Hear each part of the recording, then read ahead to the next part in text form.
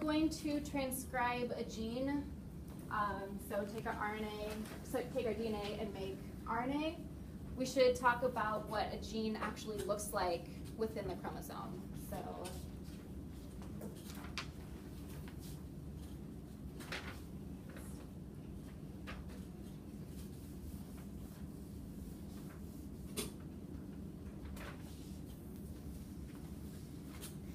So here's our double-stranded DNA.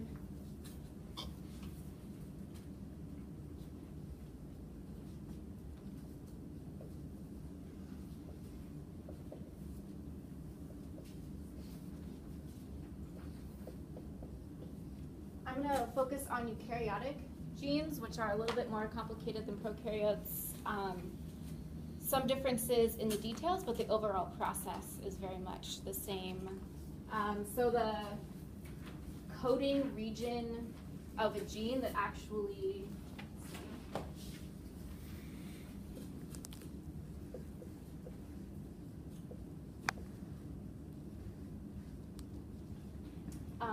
codes for a protein are found in stretches called exons. Then in eukaryotic genes, these stretches are actually broken up by sequences of DNA called introns. So they are part of the gene, the whole gene sequence, but they don't actually code for the protein. There's also sort of classic start codon. So at the beginning of that first exon, there's always going to be an ATG. So adenine, thymine, guanine, and then at the end, a stop codon. And then there are also regulatory regions here called promoter sequences.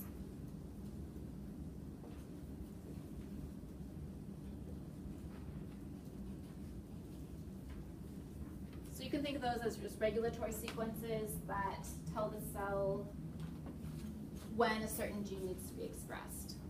So depending on what kind of cell type you're looking at, that gene either needs to be on or off.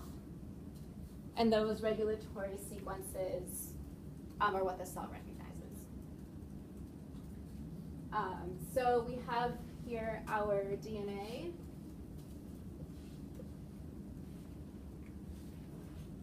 And then to actually get this gene now transcribed, there are proteins called transcription factors.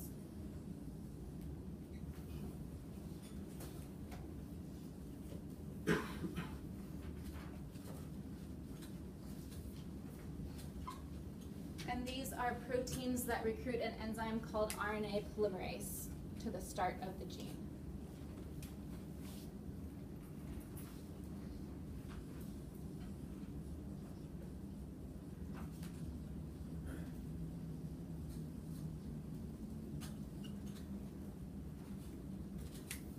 So scientists are super creative with their names of enzymes, which actually is quite helpful when learning about all these things. So RNA polymerase, the name very much gives it away, right? So we're making an RNA polymer, and ACE tells us that it's an enzyme.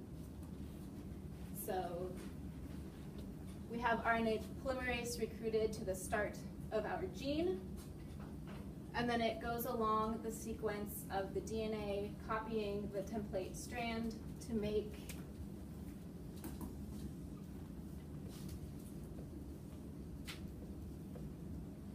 a molecule of mRNA. Sorry.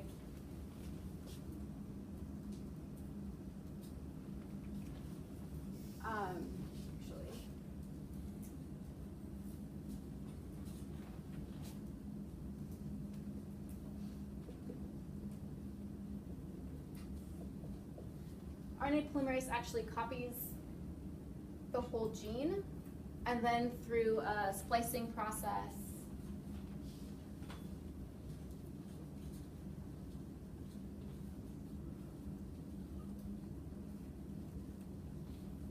you have just the actual coding sequence for the protein remaining. So RNA polymerase comes through, transcribes the DNA, making an RNA molecule that is further processed to just include the exons. And the introns get cut out at that point. Yeah? What are the exons and introns? Sorry, so the exons are protein coding sequences.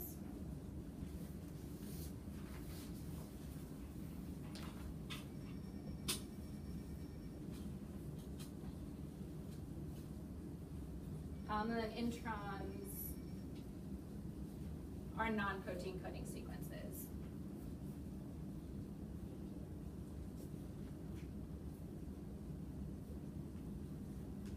You'll often hear the introns referred to as junk DNA. And I'm using the word junk to mean that mostly people don't fully understand what the introns are doing. So they are there in eukaryotic genes. They are not present in prokaryotic genes, but they are sequence that is part of the DNA that is then not part of the mRNA. They get cut out in the processing. And why? Are you gonna ask me why? Well, that was one of them, but the other one I think is a more practical question, which is that the introns are obviously on the inside and the exons are on the outside. We want the exons. Seems like a very hard process. I'm just imagining a strand right now and this protein's coming along. It'd be easy if the introns were on the outside, because then you just snip it off. But now I'm imagining a whole bunch of like snipping and replastering together, and it seems like that's a more complicated process. It is an incredibly complicated process. Yeah, I'll say I've drawn a fairly simple gene here with just 2 exons and 1 intron. Some genes will have 7 or 8 exons and then a corresponding number of introns. Some genes don't have any introns at all. And yeah, it's a really complicated process to actually get those introns spliced out. There's some evidence for what introns are doing, but really the current understanding is sort of that who knows why they're there. And yeah, it is very complicated. You'd think that that would not be the best way to do it. Yeah. So one thing to maybe get at why the cell would do this is that we have different numbers of introns. The cell can make different decisions about how to splice it and put it together. So you can actually make kind of slightly different versions of proteins from a single gene. So that's why having the more complicated process can actually be beneficial. Makes a lot of sense, actually. Yeah.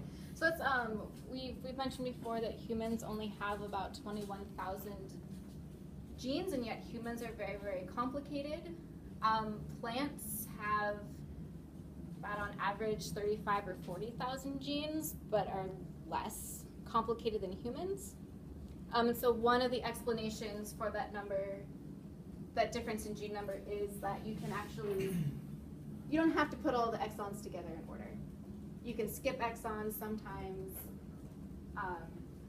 There's a lot of different ways to regulate, but I'm not going to talk about that. Right. I wasn't planning on talking about that. So that is one of the potential advantages, is it, with just a single sequence of DNA, you can get slightly different